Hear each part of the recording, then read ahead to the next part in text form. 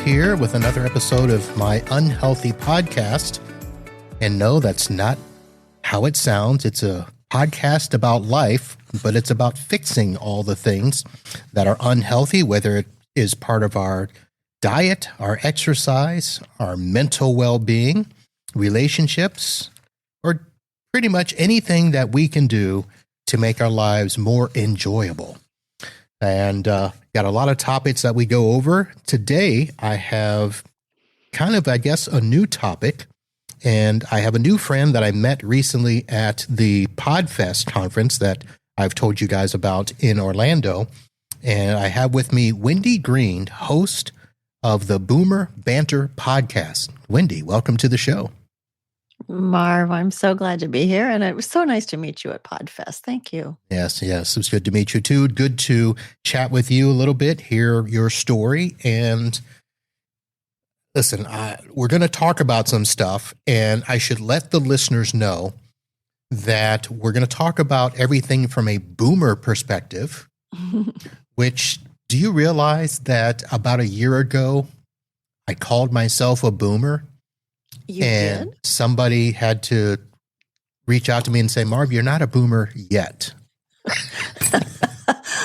I don't know when you become a boomer if you weren't born in that time frame. Well, and that's the thing. I just assumed anybody over, the age of 50 was a boomer, but that's not correct. We're happy to have you.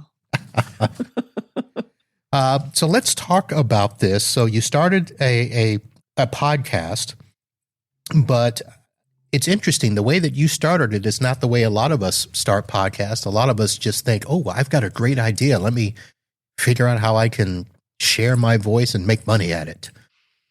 But you came at it from a much different perspective. Yeah, I really did. I really did not know what a podcast was when I started this. That was about 5 years ago. I had a career in first computer science, customer support, training and development, life coaching, all of that. And I was back in the training arena when COVID hit. And of course, everything shut down. And I was 66 at the time. And I thought, okay, I have Medicare, so I'm not worried about my insurance. But I knew that a lot of people in my age group, Marvin, were going to be hit so hard by this because, I mean, as you know, once you're over a certain age, trying to find new employment gets harder and harder and harder. And if these people were going to be out of work for any length of time because of COVID, getting back into the ball game was going to be really tough. Because of my training background and because of my experience speaking in front of groups, I thought, what can I do to help? I'm going to start a Facebook Live. That was all I knew. Well, a lot of people did that back during the year of our COVID. Yeah. So I was also responding to the what I found as derogatory, the okay boomer, and said, you know what? We have been a very active group of people, at least the boomers that I knew. And I wanted to encourage people that we could still be active, involved, relevant, make a difference. We still had a lot left to give. So I called a couple of friends. I said, would you be guests? I'm going to start this little thing. And it's grown from there. I found out about StreamYard, which is what we're using now, which lets me simultaneously go live on Facebook, LinkedIn, and YouTube. Because I started live, I had to stay live, right? Right. And then I found out, I can download this audio and figure out how to put it in a podcast and send it out to Apple and Spotify and all this. And so it's really been an incredible journey in many ways, but it certainly was not, I had no idea about monetizing it. So when you started the podcast, or the Facebook Live, we should say, I understand that was a period in time where a lot of us were doing stuff, didn't quite know what we'd do with it. But when I listened to your show, when I've gone back and did a little bit of research there, it seems as though your podcast has this mission to, help listeners feel re-energized, purposeful, I guess would be a good word, and the community offers, encouragement, both in the personal growth area and just, I don't know, exploration of life in later years. Does that sound about right? Yeah, it's evolved, right? So at first I was just talking to anybody that I thought had a good story. And over the years, I've figured out there are really 4 areas to focus on to do what I call aging well. And I think we have to address all 4 of those areas to have that foundation. And that would be financial literacy, relationships, health, as you said, mental and physical health, and purpose. And so I do topics, monthly topics, and I talk to experts and I share my insights, and sometimes they're just stories. So it gives people things to think about. It gives them inspiration, like you said. It helps you develop your own sense of confidence that you too can age well. If this person is doing it and this person is doing it and Wendy's doing it too, then why not you too? So that really is the mission. It's also to build a community. I have a couple of community groups that meet regularly, and we all support each other. It's aging well is not a solo endeavor. It takes a community, I think. Right. Now, I imagine for you, well, let me ask it this way. Okay. When you had the situation with, being laid off from your job, how long did it take for you to kind of re-engage and start focusing on this? Yeah, that's a great question. And you're in technology. I mean, you understand that technology has its ups and downs, right? And every time there's a downturn, who loses their job? Training and development, right? That's an overhead. Yeah. And so I have been through this several times of, we're cutting the workforce. Wendy, thanks for your help. We'll see you later. So I have learned how to process that and, recover from that. So when it happened this time in 2020, I did walk around the house for a few days going, oh my gosh, not again. What am I going to do? And I had my mother 5 years ago was 89. I can't get back out there. I've got to stay well enough so that I can be there for her if she needs me. And I finally said to myself one day, what do you want to do? I mean, create what you want. And I was like, okay, well, what I want is to inspire people. I want people to know we're not done. How am I going to do that? I'm going to do a Facebook Live. So that's kind of how it happened. It was just a lot of self-talk, like, you're not going to just sit here and do nothing. What are you going to do? You're locked in your house. Right. So that's kind of how it happened. Did you find that there were a lot of people that were in similar situations where they were looking for a new purpose or were kind of lost? Or Go ahead. Yeah. No, I didn't do any research. I just felt motivated. I felt like I was kind of in touch with people in my demographic. I had been life coaching. I knew about career coaching and how difficult finding a job was after 50. And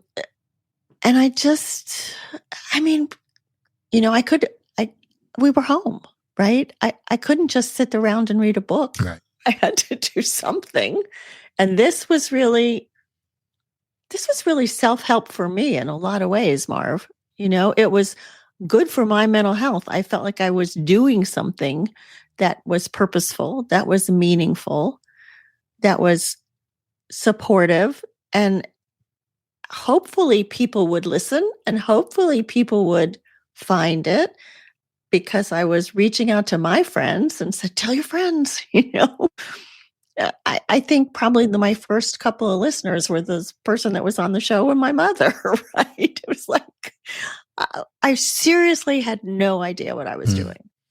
And it just evolved. It became a passion. It truly became a passion because I loved, like, I had this thing on my wall, once I kind of got going a little bit, that people would start finding me and saying, "Oh, I want to be on your show." Because all I was doing was calling up people. Would you like to be on my show? And the first time that happened, somebody reached out to me, I was like, "Oh, it's working." And that person was from England. Like, amazing. So it was really cool how it just kind of started to develop a life of its own. And, I have some coaching, and with nurturing it and it's been great therapy for me. I've learned so much too. Okay. So you mentioned the four pillars that you focus on. Which one came first? Because in my mind, I'm thinking it might have been the mindset one. Purpose came first. Purpose. Okay. Mm-hmm. Because that was a lot of what I had been coaching about anyway, that you have to have a reason to get up in the morning, especially when you retire, right? So I was working with people that were retiring or looking at retiring. And, we all have this idea that retirement is this nirvana place that we're going to go, and we're just going to be happy all the time. And what happens, surprisingly, is that we are so used to having a schedule and having things that we're responsible for and knowing what's coming next, that when we suddenly have all of this unscheduled time, people really flounder and they don't know what to do with 16 hours in the day when they're awake. Yeah. And they're not going to work. And so a lot of my work had been around, okay, let's find your purpose again so that you can feel good about yourself again and, not just get depressed and sit on the couch and watch Dr. Phil or daytime soap operas or whatever, Mm-hmm. And so purpose definitely came first. I would imagine, because that has got to be the hardest thing when you're right. People are used to doing stuff. Most of the time, it's either at the direction of a boss or a job. Mm-hmm. And then once that's gone, I know that the men that I've known that have, gone up there and retired thought, I'm just going to golf every day.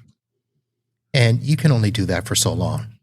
That's right. That's right. Before the spouse or significant other is like, no, you need to spend some time with me, or we need to do something else, or you just get bored of that. Get bored with it. Yeah. You do. I have a good friend who a lot of what he does is golf. He loves golfing, but he also volunteers at his church, and he's the treasurer over there. And because he was a CFO, right? So it's particularly people that had very responsible jobs, and they didn't take the time to find what else they're interested in. They struggle with what to do with that 16 hours in a day. So I know that your shows, kind of like mine, are a little bit all over the place because there's so many areas when you talk about, caring, isolation of loss and grief. You've talked about finding vitality, staying healthy. What's probably the one thing that surprised you the most about a particular topic or thing that you've had on the show? I was thinking about that before I came on, and I actually want to mention three things. Okay. I did a series on estrangement. I had no idea what a big problem that is in our country. We have this idealized vision of family, and it is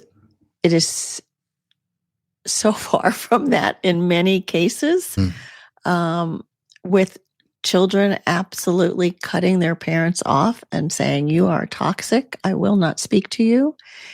And there's a lot of gray areas in there, like, was the parent really abusive, or is the child not getting what they want? And so they're hearing different ways.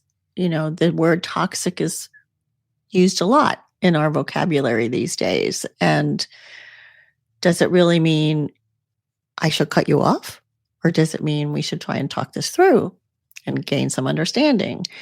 And it's when you are estranged from a child, it's so devastating. And same for the child, when they're estranged from their parent, it's so devastating that you don't want to talk about it.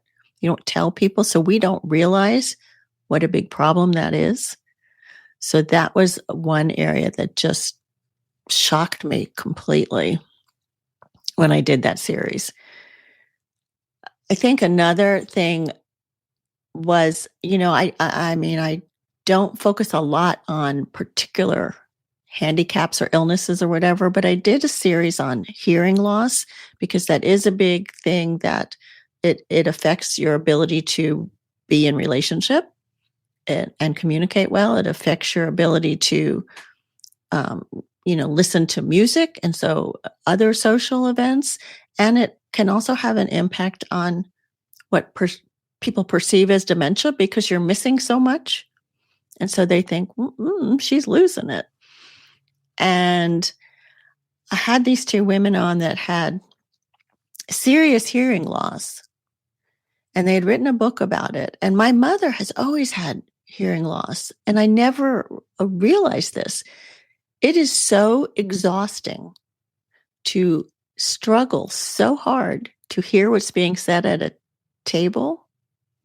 It takes so much energy for that person to try to be engaged and not just kind of phase out or not be embarrassed, just, to be feeling shame that they can't participate. It was a real awakening for me to recognize that is quite a challenge for people, and how to be more empathetic, but also to be able to say, it's okay. If you can't hear, what will help? Should I sit here in front of you? Do you want me to speak louder? Is it one side or the other? So I think it's important. It's a topic, another topic that we don't like to talk about, right? Nobody wants to admit, right, I'm going to have hearing aids. Nobody wants to admit that. Wow. Yeah.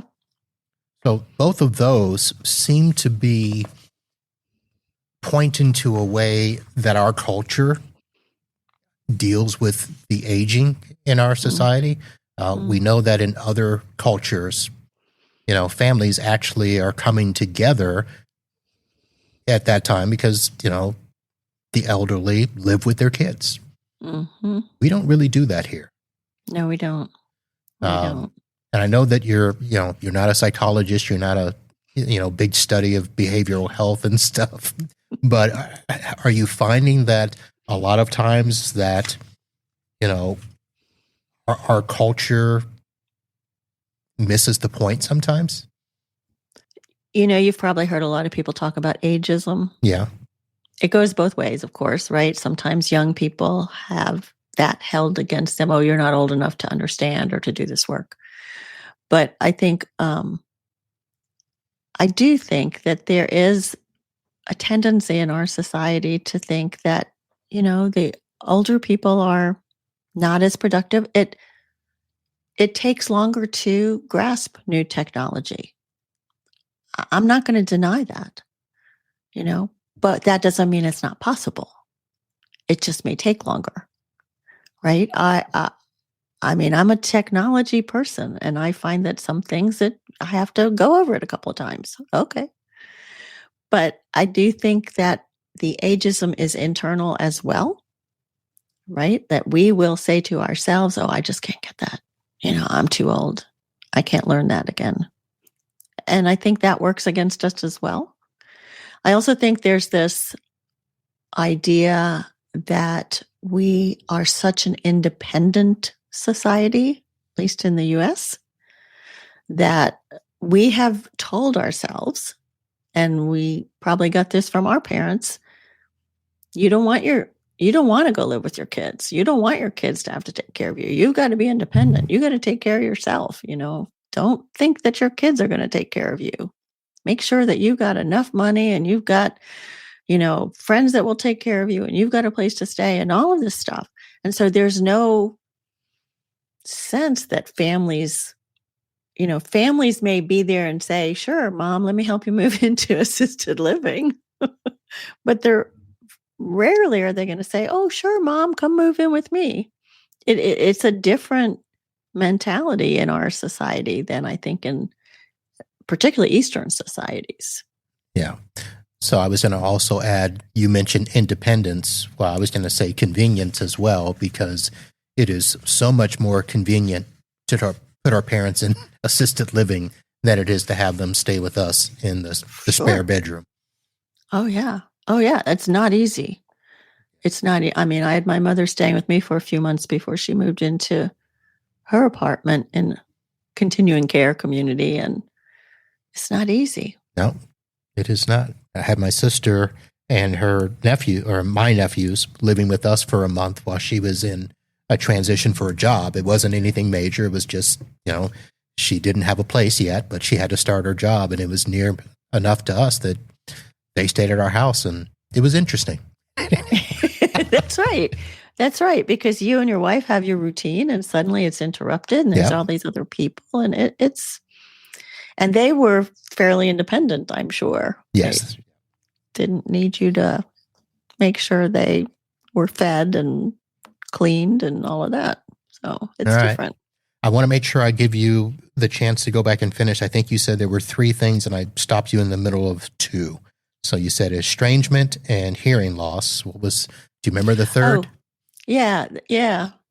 The third was a woman who wrote a book about depression. Depression hates a moving target, she said. And this was an inspirational story, right? She had been struggling with lifelong depression, in and out, up and down. But she was in a real funk, and she was in her 60s, and she heard about the Couch to 5K program. She saw a friend was doing that, and she thought, okay, maybe I'll try. And she was super embarrassed because she felt like she was kind of overweight and frumpy, and she took her dog out for a little walk around the park, and it was exhausted. But she got to where Marvin, she was finding that she loved it, and she started to get training, and she has since run marathons, and just the story that she told was so inspirational that even with this severe depression, she was able to find a community, first online, because she wasn't ready to go and be person to person, and then finally in her community, and then, getting to where she ran marathons. I mean, that's the kind of stuff that I love to hear, that if she can do it, I'm not a runner, but I can do other stuff, It's that kind of stuff that I love to have on my show, that inspire you to find your thing, find your person, find your group, find your thing, and it will lead you from there, like podcasting has done for me. Yep, there's a thing I was going to say. So she found running, you found the podcasting. How many stories do you think are out there of people that just simply, had to find a new goal or a new dream and just needed some encouragement? Hundreds and thousands of them. I've had many of them on the show. I have one coming up. Do you remember the solo climbing, the guy that Hunnell is his last name, that climbed El Capitan without any ropes or anything, and he's world famous. His mother climbed El Capitan with him in a day, up and back, when she was in her late 60s. She took up climbing in her 60s. And her story as to why she got there, I mean, it's that kind of stuff that you're like, Whoa. Okay. Okay. That must be a way I haven't gotten back that far. So that's a new one. That is a new up. one? Okay. That's going to be in March. Ah, okay. I haven't. I was going to say, I've been checking out your shows. I hadn't seen that on there. Yeah, no, that's coming in March. You'll love it. It's an amazing story. Yeah. So it's that kind of stuff, like we don't all have to do that, right? Some of us may plant a beautiful garden, and some of us may work as a volunteer in Meals on Wheels. But we have to find our thing. That's really where the foundation, that purpose, Yeah. When you find that thing, so much else falls into place. Yeah. Well, speaking of finding that thing, we should let people know where to go. So Boomer Banter is the name of the podcast. And for those of you that found this one, you should be able to find that one in your favorite podcatcher. You can also head over to heyboomer.biz. And that is B-I-Z. how it sounds, HEYBOOMER.biz. And the website's there about you, about the podcast, and you also have a blog there. And again, it talks about a lot of the same things that you talk about on the show. The last article up there is about feeling stressed, not alone. And then you talk about... I have a newsletter that comes out once a week. Okay. You can sign up for that on the website. So here's kind of a tricky question. Uh-oh. How do you balance talking with people, about things like ageism, just the challenges that come with it? How do you balance where, a lot of people probably are in that depressed state or in that lost state? What do I do now? Why am I here? How do you balance that with, helping them be optimistic and you staying optimistic yourself? Well, can we stay optimistic 100% of the time? Well, truthfully, no. Right. Truthfully, no. So I think that's how you balance it. You just have to be honest with them and say, you know what? We all feel down sometimes. How do you pick yourself back up? I periodically will remind myself of Viktor Frankl, Man's Search for Meaning. Do you know that story? Right. I've heard it, but I don't know it, I'll be honest. Okay, so he was in a concentration camp, and he did survive, and he ended up teaching, coming to America and teaching at Harvard. But he wrote this book, Man's Search for Meaning, and the point is, even in the most awful situation, like a concentration camp, all he has control of, the only thing, was his mind, his thoughts. They couldn't take that away from him. And so when I feel down, sometimes I'll be like, okay, well, why are you down? Maybe you need to be there for right now, but you have control of your mind and your thoughts. And how are you going to turn that around so that you can be back in the role that you want to be in, helping people, inspiring people, and helping yourself? It's really, I hate to use the word selfish, but it's not a bad word, Selfishly, I am getting so much out of this too. And when I get feedback from people about what they're getting, it just makes it that much better. But we have control of our mind. It's not easy. Yeah, nothing wrong about being selfish from time to time. You've got to. That's the whole point of self-care, isn't it? That's exactly right. Yeah.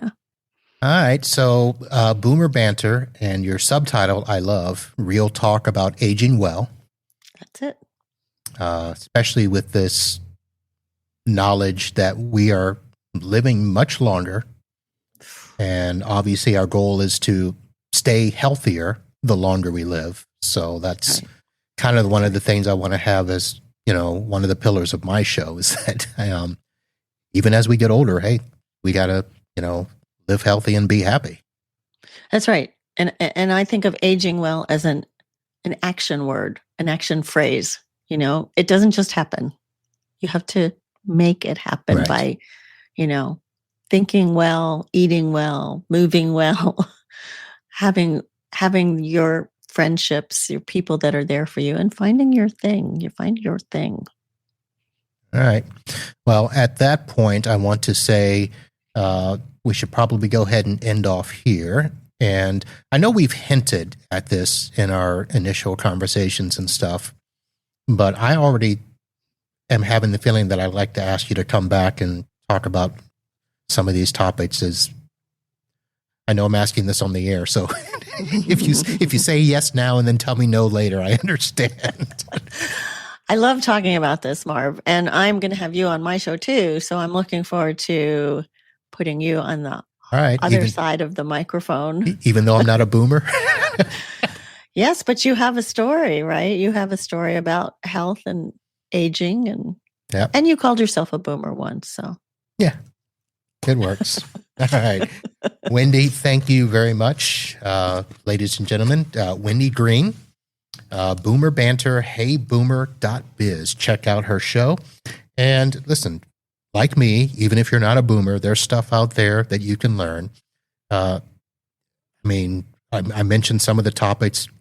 Listen, you can learn about financial stuff to think about as we get older. Don't wait. Aging. Don't wait until it's too late to deal with things like your Medicare and some of your financial planning. That's right. That's right. We're all aging if we're lucky, right? It's true. Marv, this has been a pleasure. I've really enjoyed talking to you. Thanks. It's been fun talking to you. And like I said, I'm going to ask you back, and we'll talk about that after we're done here. Okay. All right. Folks, thank you for downloading and subscribing and listening to this show. And to stay in touch, find us in your favorite podcatcher and sign up and follow along with us on the social medias. And you can find me on LinkedIn and the Facebook and the website unhealthypodcast.com. And the goal of this is to help us all live better and be happy. We'll see you next time. Holla.